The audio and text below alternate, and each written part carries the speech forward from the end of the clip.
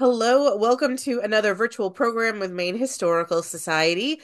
I'm Kathleen Newman. It's March 27th, 2025, and joining us this evening is Elizabeth DeWolfe for the program Works of Peculiar Interest, Sensational Tales, Dangerous Temptations, and Female Factory Workers.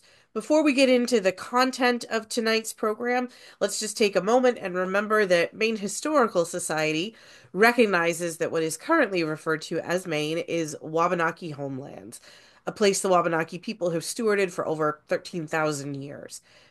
Wherever we are in Maine, we are on Wabanaki homelands, and we recognize the inherent sovereignty of the Abenaki, Maliseet, Mi'kmaq, Passamaquoddy, and Penobscot nations within these lands and waters. Understanding Wabanaki history is vital to understanding Maine, and we are committed to helping provide education about this history through partnerships with Wabanaki people. So tonight's program we're looking at a very specific genre, if you will, of 19th century true crime fiction. Are these cautionary stories or commercialized sensationalism? So tonight's talk is going to explore the impact of 19th century true crime stories on Maine's industrial cities. And joining us is Dr. Elizabeth DeWolfe. She is professor of history and co-founder of the Women and Gender Studies program at the University of New England. She is the award-winning author of The Murder of Mary Bean and Other Stories, which will figure in tonight's program. And her forthcoming book, which I am really excited for, Alias Agnes, The Notorious Tale of a Gilded Age Spy, is the true story of a Maine stenographer turned undercover detective. And that comes out, gosh, that come out next month, Elizabeth? It's here. Oh yeah. Showed And up you're gonna early. you're gonna join us this spring later this spring too to talk about that book again. Absolutely. So that's looking just so good. And you can read more about her writing and her research if you visit elizabethdewolf.com. Thank you so much for being here with us this evening. Thank you, Kathleen. It's a pleasure. And as excited as I am about my new project, I'm equally thrilled to be talking about Mary Bean and these tales of sensational fiction that I stumbled on doing the research for the Mary Bean book. Excellent. Let me share my screen. Thank you all for coming via Zoom to hear this talk tonight. Um, Tonight, I'm going to introduce you to the dangerous temptations that mill girls encountered. So let's start first with some background on mill girl life. So, across New England, the textile factories of the 19th century played an important role in the region's history and economy, and they continue to do so today. Today, they are reimagined spaces with a new life as pubs and coffee shops and apartments and artist studios and a wide variety of small businesses and community gathering spaces. So, today, in many New England towns, the former mills are working hard to be a positive force in the economy and a place you would willingly allow your daughters to visit and live. But in the 19th century, parents worried about allowing their daughters to travel to the textile mills of New England. Mill work was the best paying occupation for young women in the antebellum period. In the roughly 25-year period from the 1830s to 1855, the majority of the labor force in the New England textile mills was comprised of young, white, Protestant women aged roughly 14 to 24 who worked 6 days a week, earning, really for the first time in American history, cash wages. So the factories gave young women an opportunity to participate in the growing cash economy, to help support their families back home, and to fill their time as they awaited marriage. So, really, Textile work was an extension of the type of domestic labor that young women had been performing for generations, although with much more powerful machinery. With the Industrial Revolution and the rise of factories, young women's home labor became superfluous. In urban areas in the well settled Northeast, households no longer made candles, soap, cloth, and other material goods that now were simply far cheaper to purchase. So, in that period between girlhood and marriage, young women had idle hands. And we all know what they say about idle hands. But what self respecting father would allow his daughter to leave hearth and home for the city of Biddeford or Lowell or Dover? So, to reassure worried parents, the textile mills enacted a series of innovations to deal with this predominantly young female workforce. So, young women lived in company managed boarding houses where a house matron, often a widow, kept careful watch on her charges. Infractions of the rules were reported to the mill owners. There were curfews and rules about appropriate visitors and a requirement to attend religious services. Regulations included that no one younger than 14 could work at the mills, no one who used liquor. Smallpox vaccinations were mandatory or proof of having had the disease.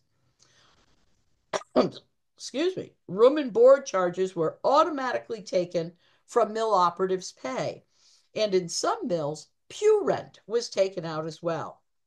Now, the remaining wages were the workers to keep. Although technically, any wages earned by a woman by law belonged to her father if she were single or her husband if she were married. Now, the regulations, on the one hand, were designed to protect the reputations of young women and therefore assure parents. Of course, the regulations are in the manufacturer's best interest. They needed a workforce, and a workforce that will show up sober at 5 a.m. So, curfews and a tight regulation on private time helps. Now, textile work was highly regulated with a system of bells to ring workers into the factory and then out again. If you were late, you didn't work and you didn't get paid. Now, you've probably noticed in textile factory towns, or if you're driving down 495, that the most prominent feature is the clock tower. This represents a key shift in how Americans thought about the day. So, previous to the Industrial Revolution, one worked according to your task. You milked the cows when the udders were full, you made cider when the apples were ripe, you seeded the soil when spring allowed. But with the Industrial Revolution and factory work, that's organized around time. And time, as we know well today, is money. This is all about maximizing the efficiency of your workforce.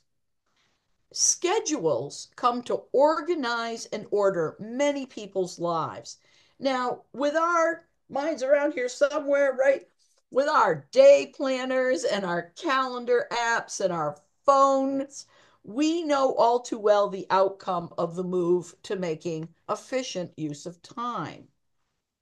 So, for money, for freedom, to make a productive use of time, or simply for an adventure, young women flocked to the mills and workers made good money.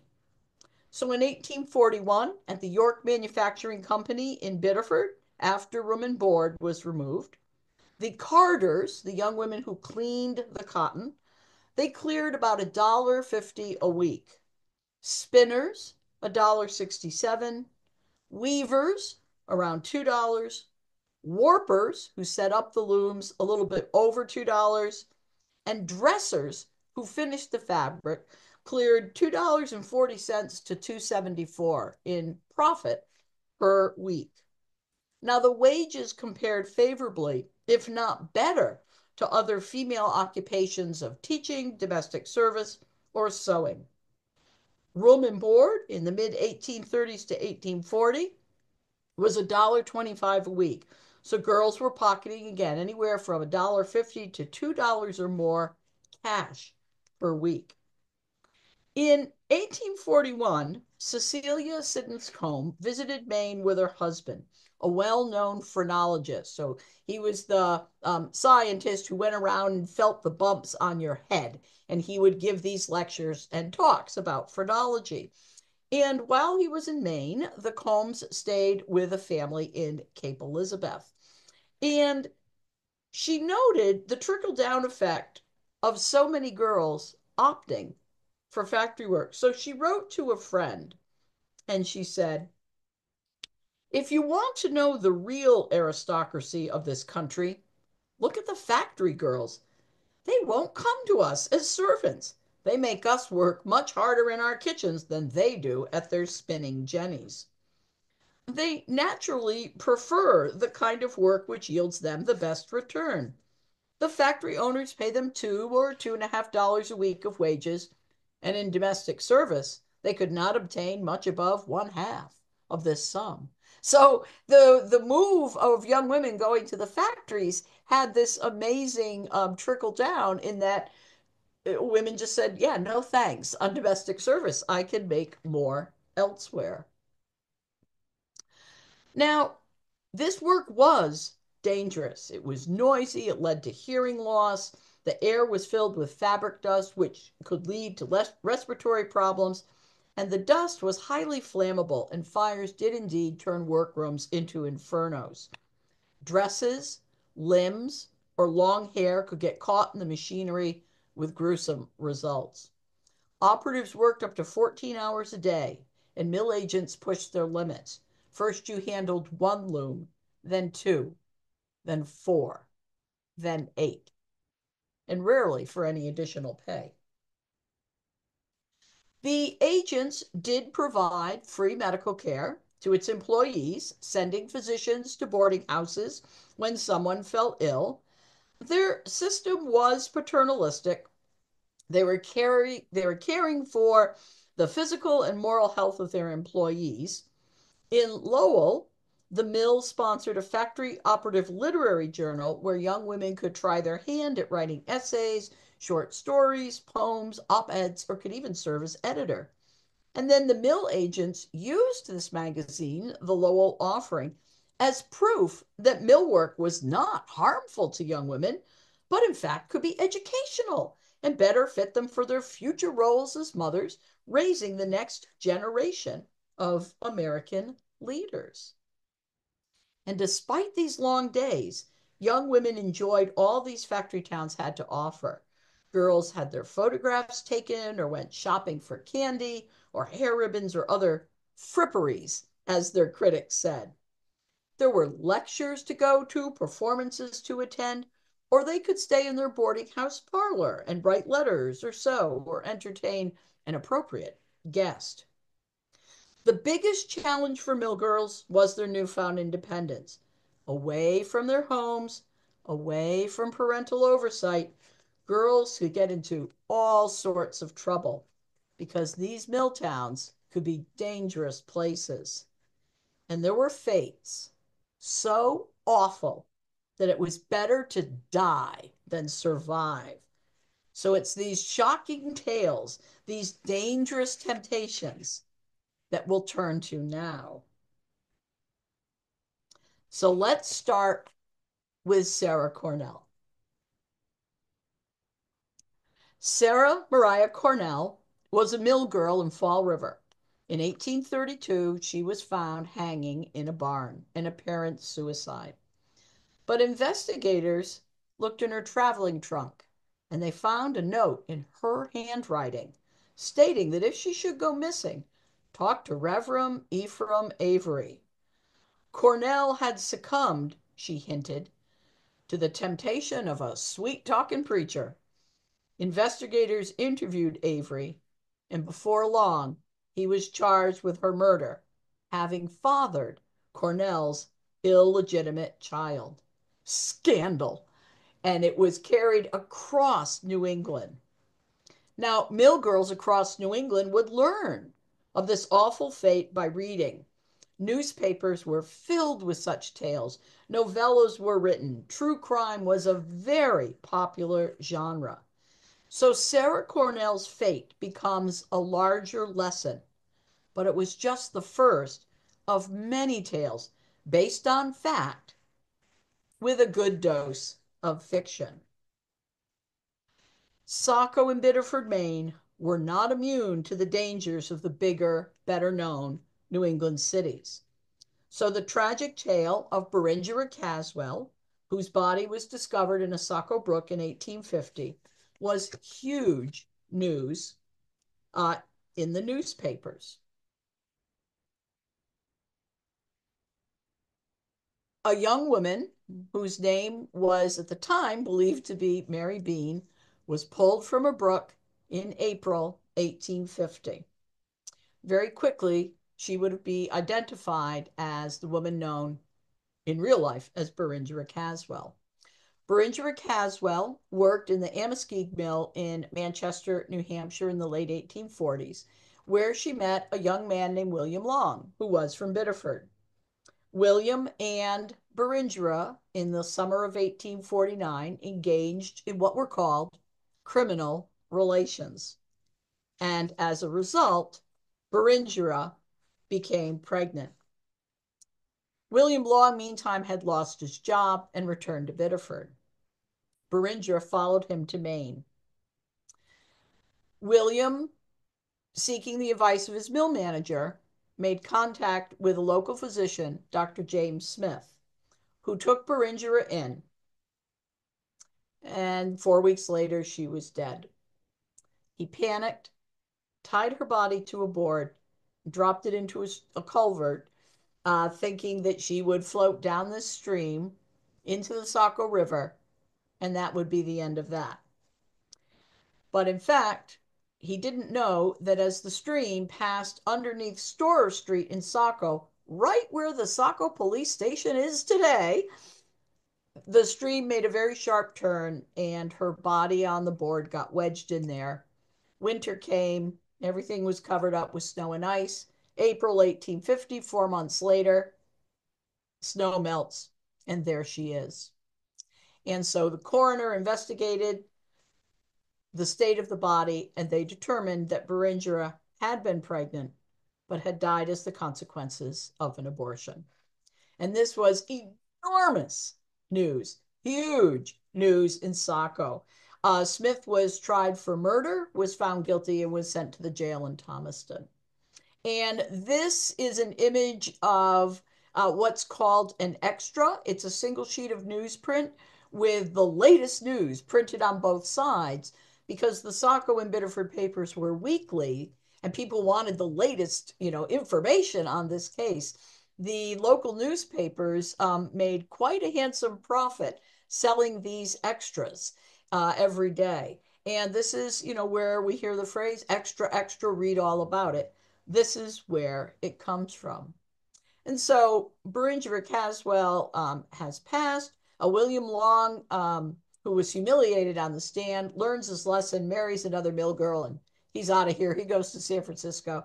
And Smith is in jail, but his court appointed attorney filed an appeal arguing that he was charged incorrectly, and he was. And so he was released for time served for the crime of manslaughter. So Berengera Caswell's fate, though, takes on a life of its own. Her story is written into two works of sensational fiction, with Berengera recast in her alias, Mary Bean. So these works of fiction spread across the country and were available long after the event, thus telling and retelling her story and offering a cautionary tales of the temptations of factory life.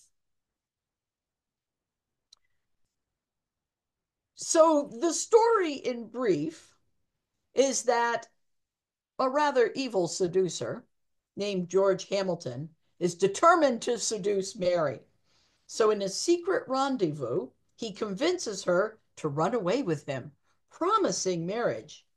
Meanwhile, Mary Bean works in the Manchester textile factory some path to pass the time. But she has made a fatal error. She didn't seek the advice of her sister, who would have cautioned her to watch out for this handsome man with his sweet promises. The fault with Mary Bean was a readiness to hear, a willingness to believe, and when flattering appeals were made to her heart and its native pride, she fell a victim. So Mary Bean is seduced and abandoned. How bad was seduction? This is what the Maine Medical Journal in 1850, the Maine Medical Journal, this is how it describes seduction, the effect of a young woman's loss of virtue. It is a scene of sin and sorrow, of a young life forever blasted, of disgrace 1,000 times worse than death, entering an honorable family, of fathers, mothers, sisters, brothers, ready to sink under the burden of grief and shame that has fallen upon them like a thunderbolt from a cloudless sky. So there. What's Mary Bean's fate after she is seduced? This is what the fiction tells us. The remainder of our story is briefly told. The true condition of Mary Bean could no longer be concealed. She was disgraced and would soon become, and this is so awful that the author puts it in italics, she would soon become a mother. She again besought Hamilton to a fulfillment of his promise of marriage before that ceremony would come too late to cover her shame. Hamilton desired her to accompany him on a visit to a Dr. Savin, a particular friend of his. Mary Bean entered the house of Dr. Savin, but never was seen to come from it. Death had done its work. She died from violence. Days passed, and Hamilton felt himself relieved of her burden. Mary was dead, and none lived to tell the story. Bum, bum, bum. So here is this quintessential cautionary tale to make sure that you understand the point. The author gives us one final scene. So the morale of the story, the moral of the story, she did not pause, reflect, pay attention to the counsel of her sister. As the author tells us, Mary would not brook restraint.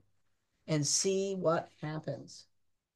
By contrast, her good sister, who at the beginning of the tale is described as not as attractive, her sister, by contrast, becomes the wife of Mary's former and abandoned fiance. And the two of them live happily, though grief stricken, ever after, erecting a monument to Mary that they can see from their parlor window.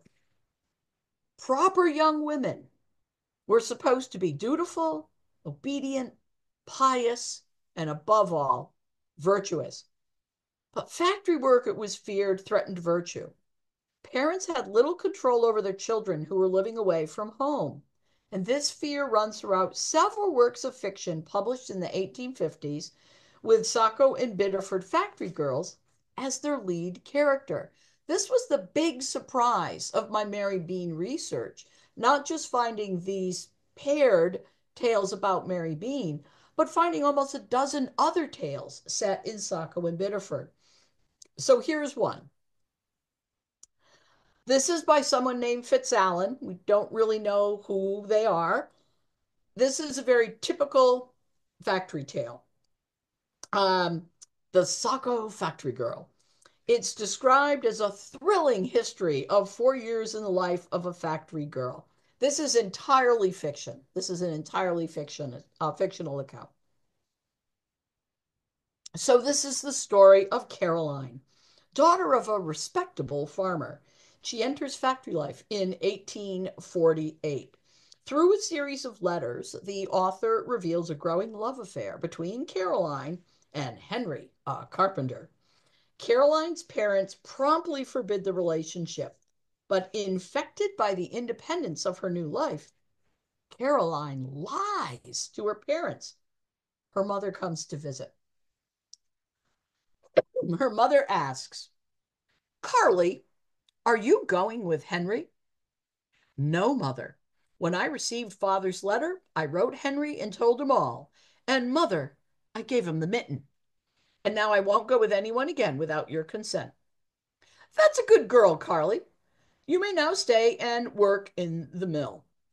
Caroline returned to her work, smiling to think how nicely she had bluffed her mother.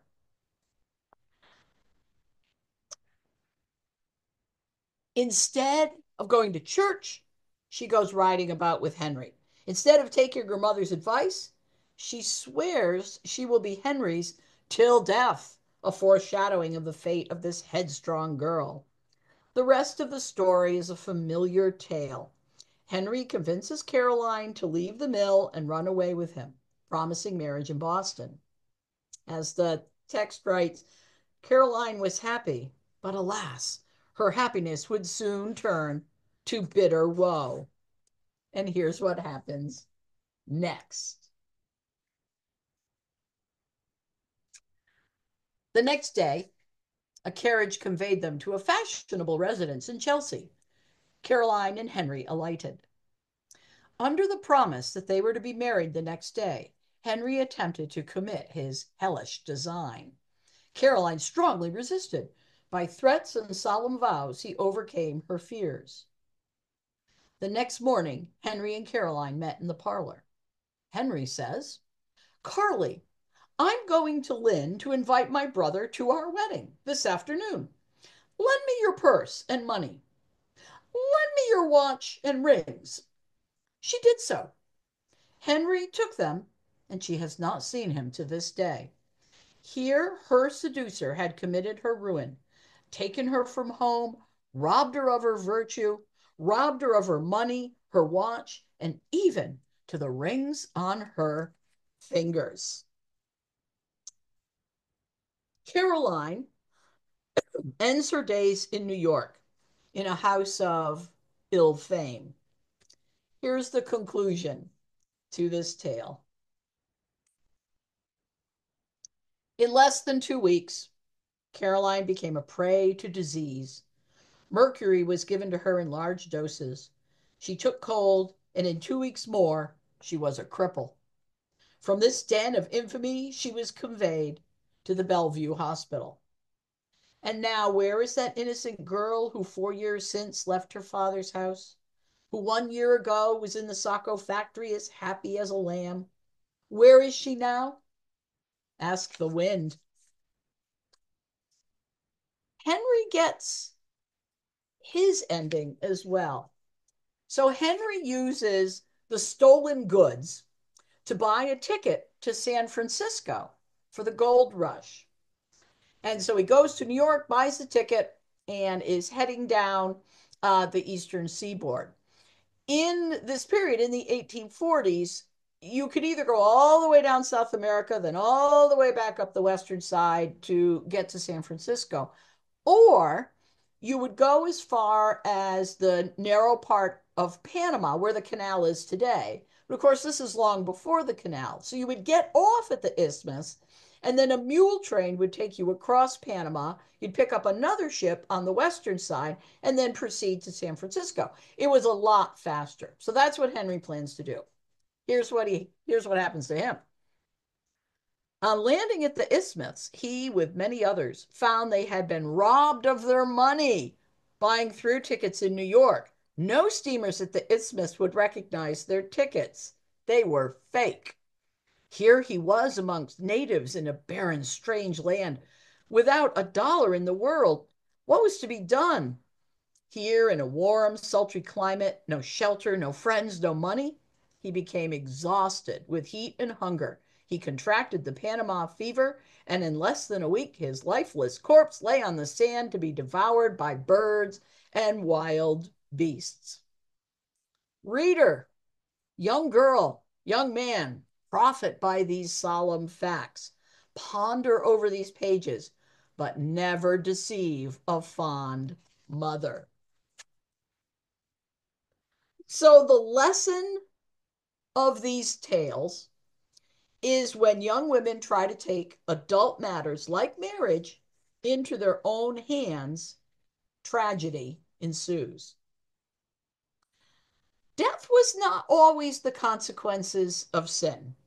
Let's consider another tale by Fitzalan, the Biddeford Factory Girl.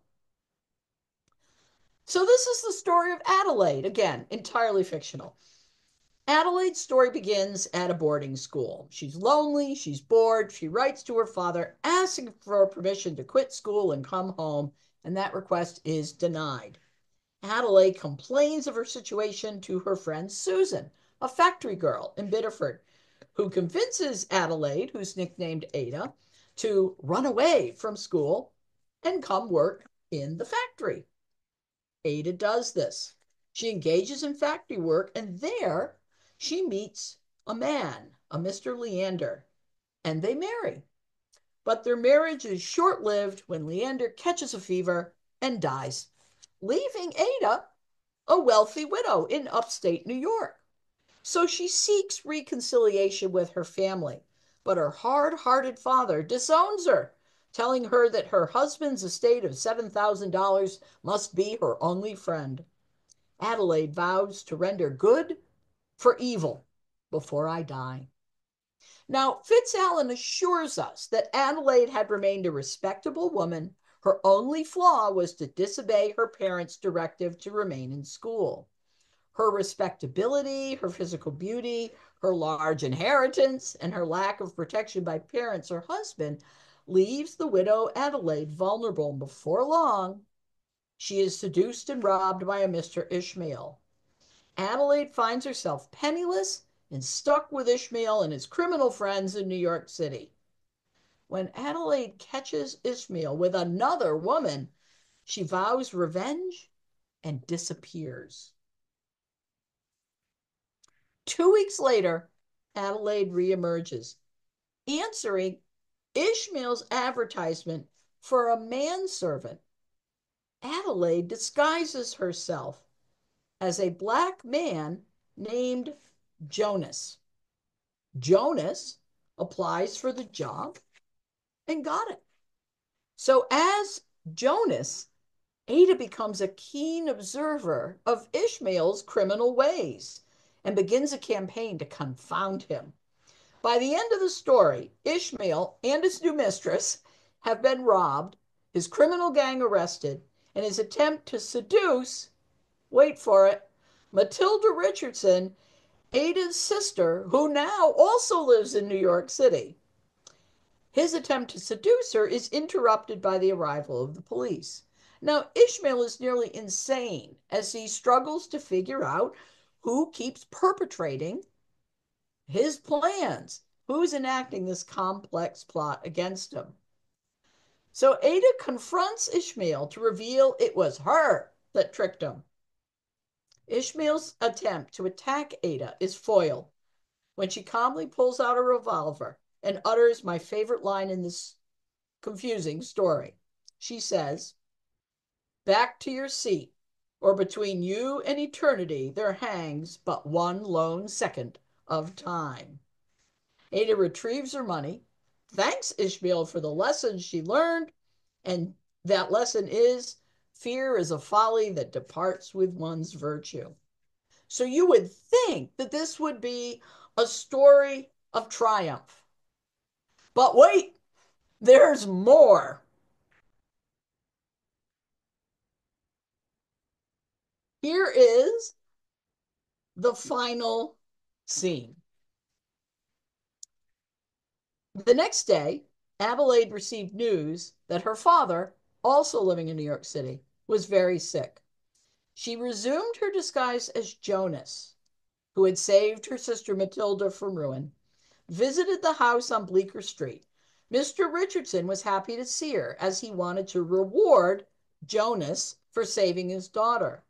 While in the room with her father, Adelaide changed her dress, washed the black from her face, and stood before her father. On beholding her, whom he had disavowed, she had now rendered good from evil. She, as Jonas, had saved Matilda. Her father gave a sudden screech, sank in his bed, and breathed no more. Mrs. Richardson and Matilda, hearing the noise, entered the room. The mother, on beholding her daughter, fell lifeless to the floor. In all these tales, families are destroyed by disgrace, by a daughter's death, or by parental death in shock. This is the worry for middle class society, that young women in the workplace would lead to the dissolution of the American family. So, what's a girl to do? A Biddeford poem written in 1852 gives this advice. So, this is a poem which is actually quite pro mill. Between the very real death of Berengera Caswell and the upset that the trial made, and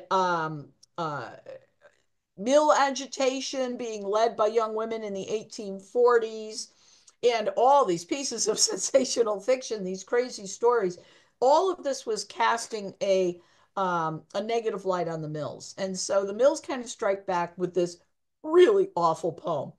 And what it basically describes is a virtuous young woman who is you can't see me pointing, busy as a bee, and she's beautiful, and she's fair and bright, and soft and white, and she works from early light till late at night. She's kind and dutiful. She does her work because this is a good, submissive, dutiful woman. Any sort of complaints that had been in the press, like, for example, that mill work was detrimental to a young woman's health, particularly their future reproductive success, this poem recasts work. Sages all confess exercise will bless, ladies more or less, and that idleness always will distress the fair most fearfully. So, in other words, sitting home being idle with no real task is far more dangerous than the exercise you get on a 14-hour workday. There are comments here about complaints of pay, that her pay is too small. And our poet, C. Austin, tells us that little every day earned and laid away soon amounts to a considerable. Work, as if by stealth, paves the way to wealth and to rosy health and a well filled table. And that table is their future table in their married household. And so basically, they're telling girls, save your money, especially if you don't buy worthless things as many oft do needlessly.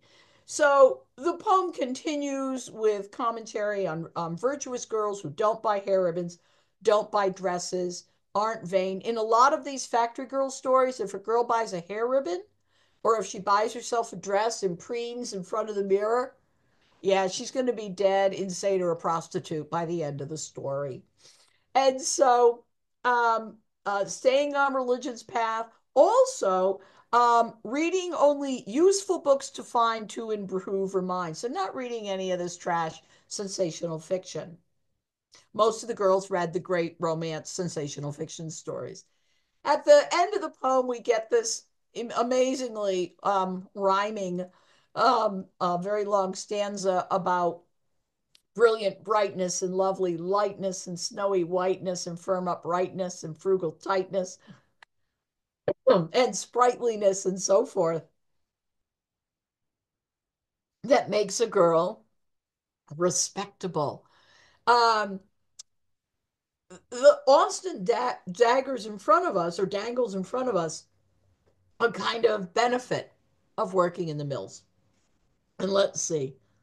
Oh, destined to unfurl, charming beauties curl, where the waters hurl, and the spindles twirl, may see fortune whirl with great agility, making her a wife, free from want and strife, living a happy life with rich blessings rife, in great gentility.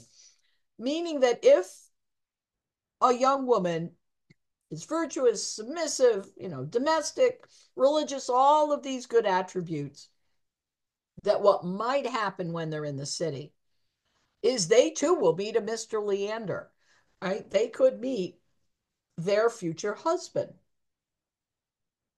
And as a wife, free from wanton strife, living in gentility means uplift into the middle class, where by definition women didn't work, including in the mills.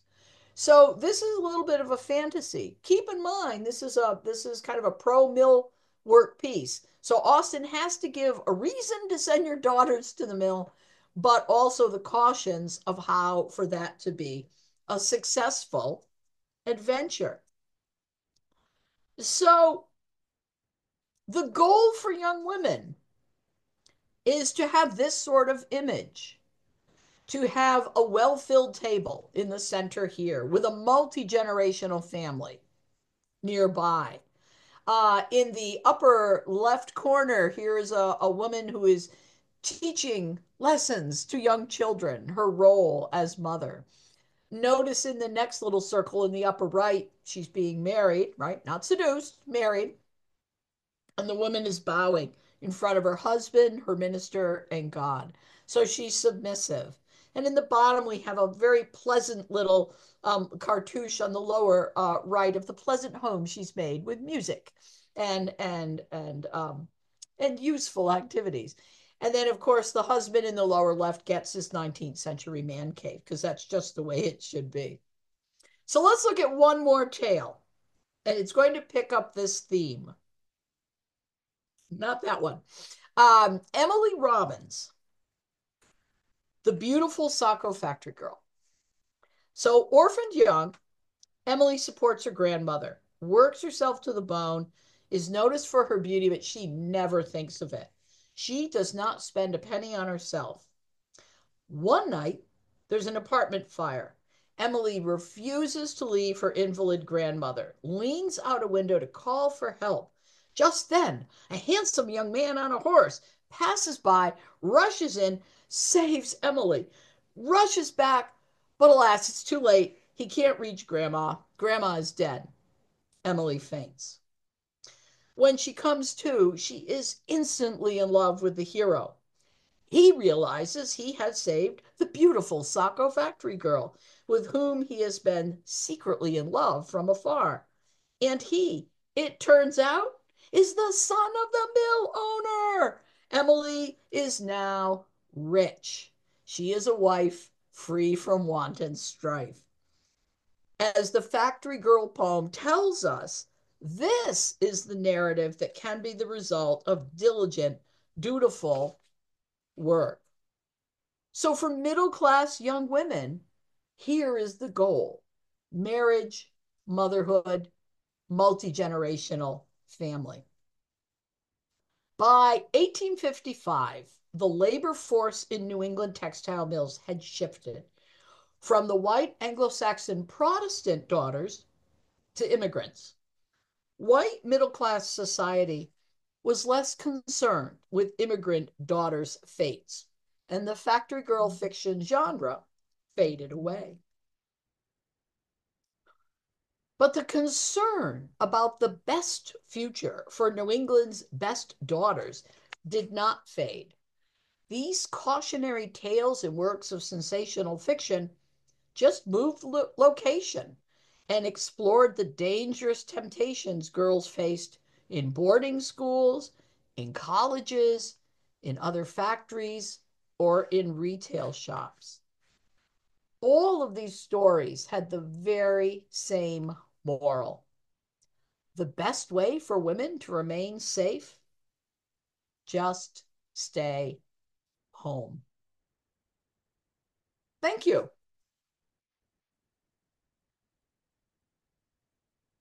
Let me stop the share here. Thank you, Elizabeth. That was great. Folks, don't forget if you have questions, you can type those in the chat or with the Q&A.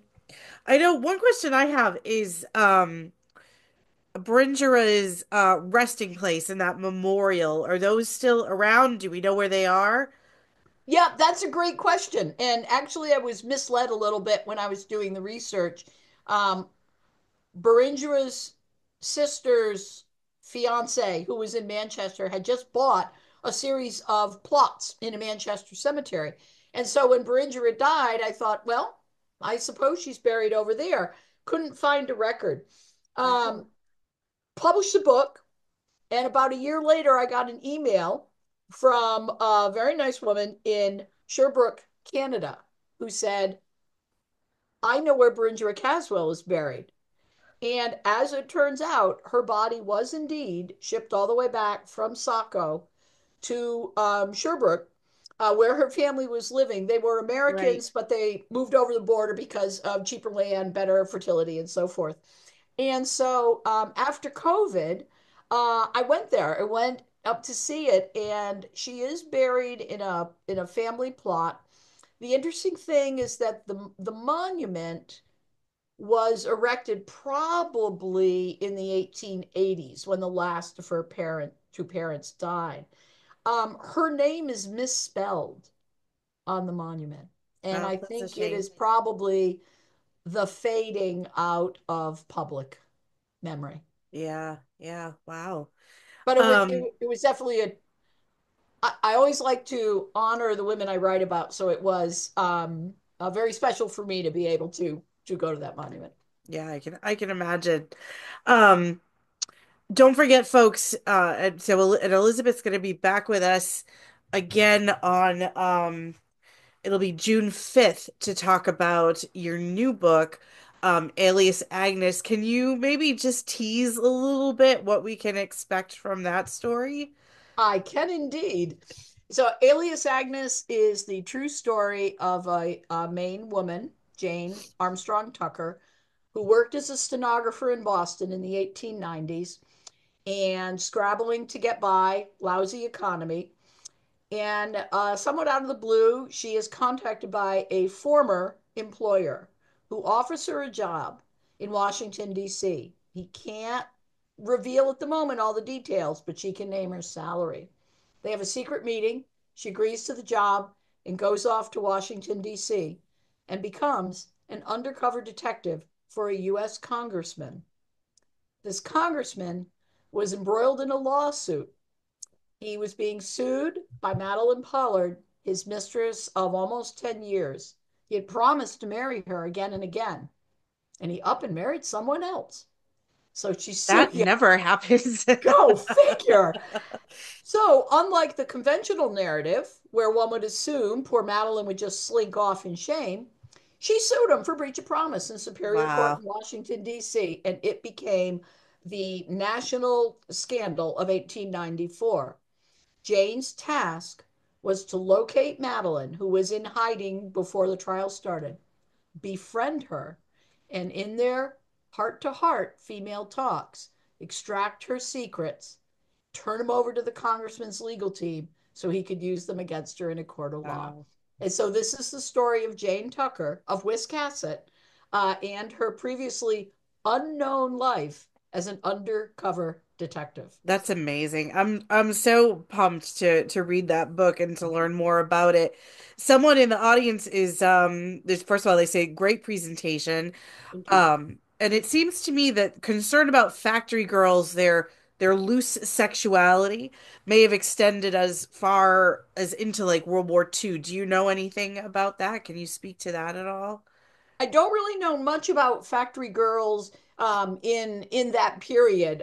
Really kind of focused on the antebellum era, but I wouldn't be surprised because in just Yeah. about any endeavor in which single women are, and even married women to that extent, but particularly single women, in any endeavor when they are out of the watchful eyes of parents, older Mhm. women, neighbors, they come under suspicion. So, Yeah. for example, having read a lot about civil service and secretarial work in the Gilded Age, that became a point of suspicion, right? Sure. Single women going to Washington and all the big cities, working, with this brand new device, the typewriter, learning stenography. and working in businesses that were primarily male endeavors. And there were all of these warnings and cautions and stories and the stereotype that the women were just gold diggers hoping to, entrap the boss Right. and to.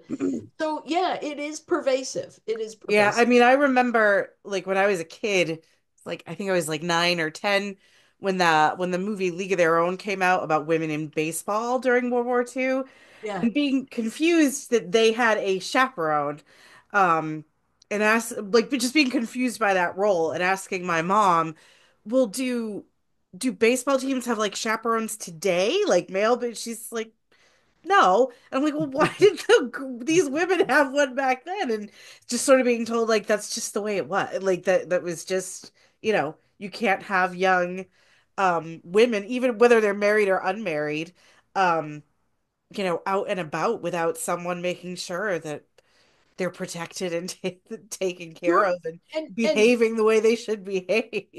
door mothers, house mothers, well into the 1950s and even beyond into the 60s and some colleges that idea of in loco parentis, right? Someone has to Right. take the place of the parent.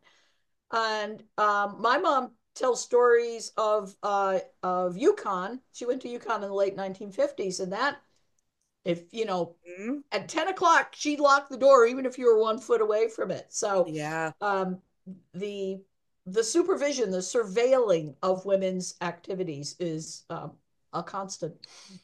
Another question. Do you know of any literature about how these young women helped their families with wages? So if you've got people trying to keep them out of the factories with literature about how dangerous it is, maybe you have mill owners looking to promote oh, this is really great, for the family. Is there literature out there like that? I haven't seen stories that make that argument. Most of the argument is if you're virtuous, you will marry. I Mm, have seen though when the mill agents are putting up they would put up posters in New England villages all over the place, and there were allusions there to you can be dutiful, you can be, helping out your family kind of language. So that was an ostensible argument for this. In reality, with the lack of need for so much female labor, young labor at the home, they're becoming economic drains, so to hmm speak. So going to the mills is an economic Right, right. asset. That said, that studies of the mill girls show that most of these girls are not, in fact, from poor, desperate families. Right. They're not working there because their families are going to, Right. fall into hmm poverty. Some families were in straits, but the majority were not. And we also see an interesting thing when you read diaries, and I've read because Berengera Caswell left no written records. hmm I looked at mill girls' diaries from all over New England, but particularly from Amoskeag, where she worked.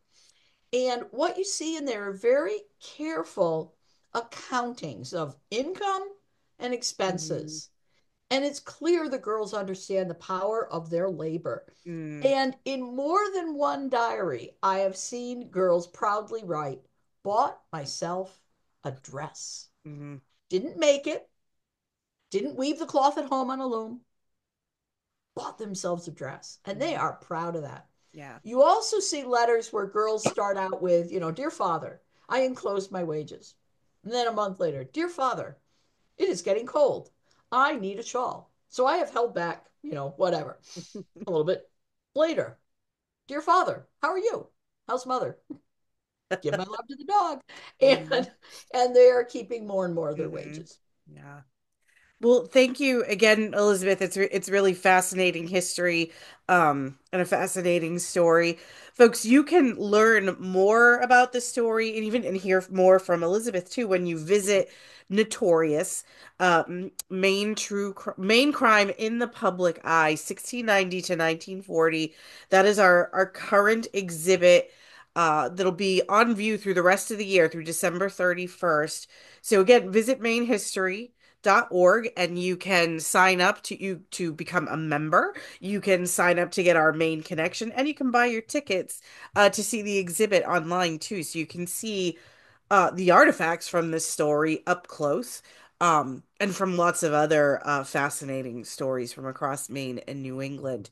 We look forward to seeing you again, having you with us in June, and to reading Alias Agnes. Anything else you'd like to say before we close? I would just encourage everyone to go see the Notorious exhibit. It is breathtaking and it is also fun. If, like me, you grew up watching Murder, She Wrote, Yes. you need to Yes. go to this exhibit. Yes. It's I won't it's tell fun. you why. I'll just tell you it's my favorite part, I think, of the whole exhibition. Um, yeah, it is. Overall as an exhibit, it really is fantastic. And we're so excited to share it with folks. Thank you everyone for being here, and hope we'll see you back here real soon.